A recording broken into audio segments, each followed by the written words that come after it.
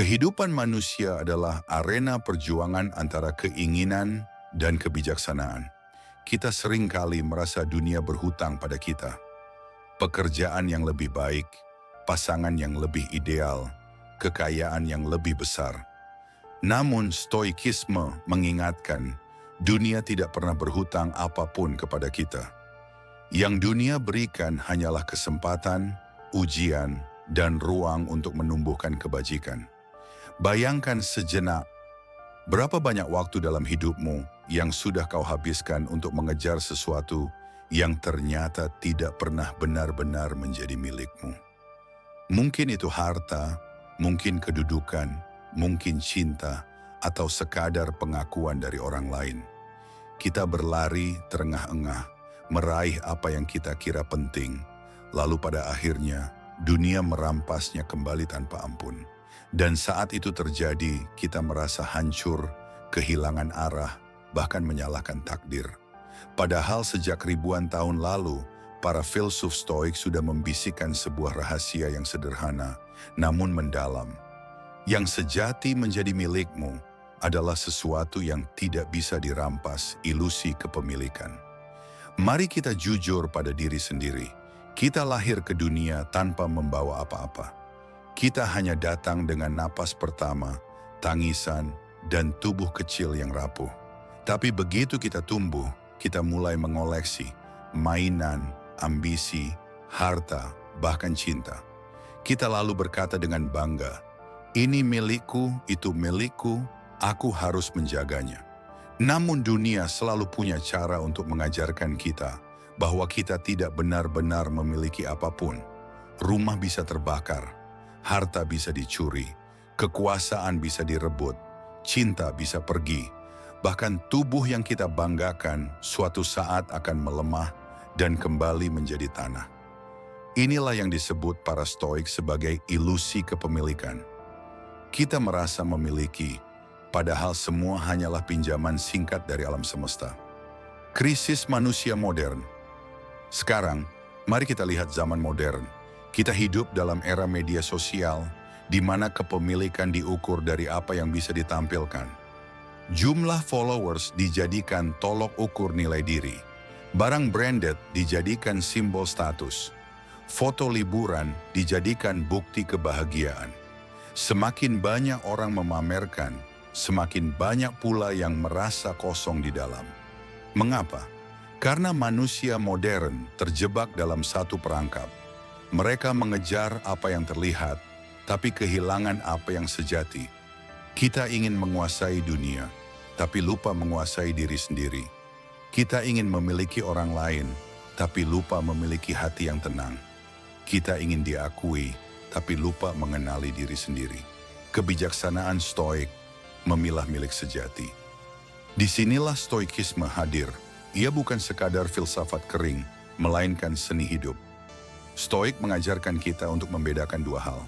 Hal-hal di luar kendali, harta, kedudukan, penilaian orang lain, cuaca, bahkan kesehatan. Hal-hal dalam kendali, pikiran, prinsip, keputusan, dan respon kita terhadap kehidupan. Epictetus pernah berkata, "Engkau hanya benar-benar memiliki apa yang bergantung pada kehendakmu sendiri. Segala yang lain hanyalah pinjaman." Maka, janganlah tertipu. Dunia boleh memberimu harta, tapi itu bukan milikmu. Dunia boleh memberimu cinta, tapi itu pun bukan milikmu. Dunia boleh memberimu tubuh sehat, tapi suatu saat ia akan pergi. Yang sejati menjadi milikmu adalah bagaimana engkau memilih untuk hidup setiap hari. Menjadi pemilik sejati. Mari kita ubah cara berpikir. Kebahagiaan sejati bukanlah soal apa yang berhasil kita kumpulkan, melainkan apa yang tidak bisa diambil dari kita. Uang bisa hilang, tapi kerja kerasmu tetap bisa membawamu bangkit lagi.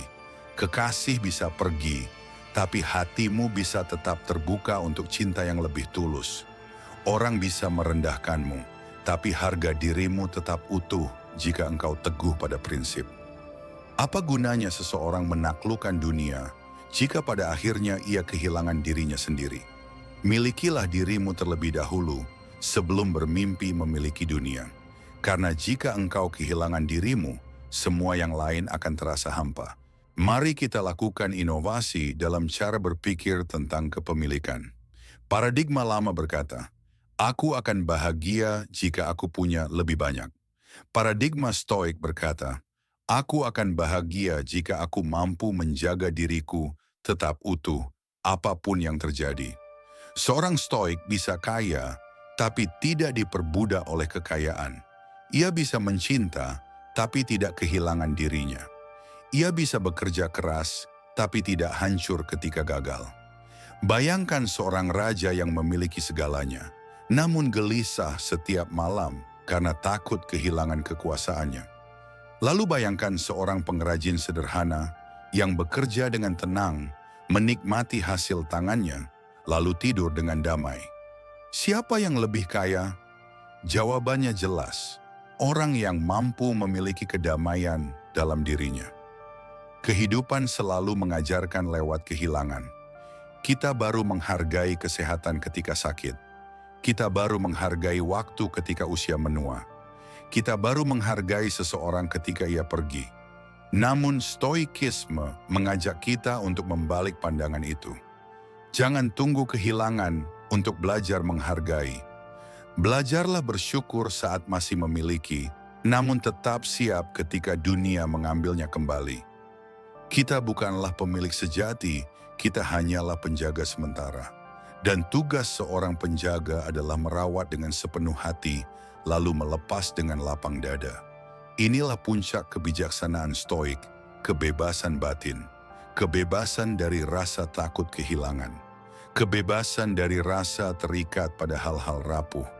Kebebasan untuk tetap tenang bahkan saat badai kehidupan menghantam. Seneca pernah menulis, orang miskin bukanlah ia yang memiliki sedikit, melainkan ia yang selalu merasa kurang. Kekayaan sejati bukan soal jumlah, melainkan soal kepuasan batin. Dan kepuasan itu hanya lahir dari pikiran yang jernih, hati yang sabar, dan jiwa yang bebas. Sahabatku, berhentilah mengejar apa yang fana seakan-akan itu kekal. Hiduplah dengan prinsip, kendalikan apa yang bisa kau kendalikan. Terima apa yang tak bisa kau ubah. Lepaskan apa yang bukan milikmu. Karena pada akhirnya, yang sejati menjadi milikmu hanyalah satu, dirimu sendiri. Pikiranmu, sikapmu, dan jiwamu yang teguh menghadapi segala badai kehidupan. Itulah harta yang abadi. Itulah kebijaksanaan Stoik. Itulah jalan menuju kebebasan sejati.